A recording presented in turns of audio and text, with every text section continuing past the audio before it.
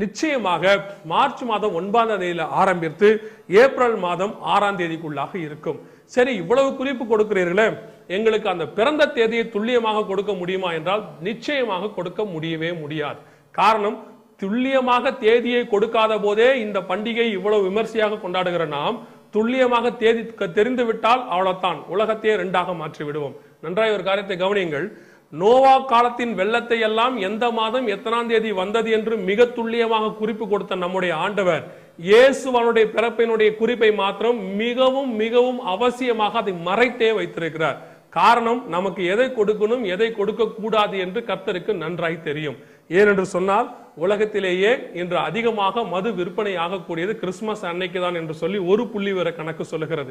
காரணம், நாம் சந்தோஷம் என்றாலே தவறான முறையிலே பயன்படுத்தியே பழக்கப்பட்டு விட்டோம். அதனாலே கொண்டாட்டத்தை கர்த்தர் விரும்பாதபடியினாலே, அவருடைய பிறப்பு என்பது மரணத்துக்காக ரட்சிப்புக்காக ஜீவனை கொடுப்பதற்காக கர்த்தர் வந்தபடியினாலே பிறப்பை அதிகமாக நினைவு கூற வேண்டாம், மரணத்தை நினைவு கூறும்படி சொல்லி இருக்கிறார். சரி, 25 இல்லை, ஏப்ரல் மாதத்தில் அந்த மார்ச் மாதத்திலிருந்து ஏப்ரல் மாதத்தில் ஒரு நாள் தான் என்பது நமக்கு நிதர்சனமாக தெரிந்துவிட்டது.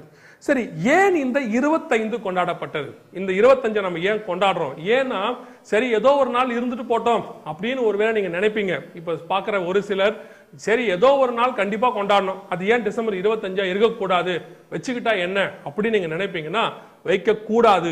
ஏன் அந்த டிசம்பர் 25 என்பது அவ்வளவு முக்கியமாக அந்த நாளிலே குறித்து வைத்திருக்கிறார்கள் என்கிற குறிப்பையும் நாம் பார்த்துவிட போகிறோம். மிக சில முக்கியமான சரித்திர ஆதார குறிப்புகளை இப்பொழுது நாம் பார்க்க போகிறோம். இந்த 25 என்பது எதனாலே மிக முக்கியமாக கிறிஸ்துவின் பண்டிகையாக கொண்டாடப்பட்டது? இப்பொழுது நாம் ஒரு சில குறிப்புகளை குறிக்கிறேன், கவனியுங்கள். 3ஆம் நூற்றாண்டிலே ஏரோன் சக்கரவர்த்தி அப்படின்னு ஒருத்தர் இருந்தார். இவர் கிபி 270 72 வரைக்கும் 75 வரைக்கும் 5 ஆண்டு காலம் தான் ஆட்சி பண்ணார். இவர் சிரியாவினுடைய சூரிய கடவுளான பால் வணக்கத்தை ரோமுக்கு கொண்டு வந்தார். இவருடைய அம்மா தான் அதை கொண்டு வந்தாங்க. அவங்க கொண்டு வந்தது இந்த பால், இவங்க வந்து இந்த சிரியாவுடைய சூரிய கடவுள், அதை அவங்க கொண்டு வந்தது கிமு 270 75க்குள்ள.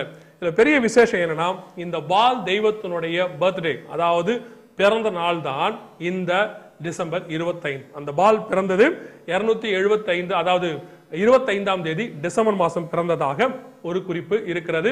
அதைத்தான் ரோமர்கள் பின்பற்ற தொடங்கினார்கள்.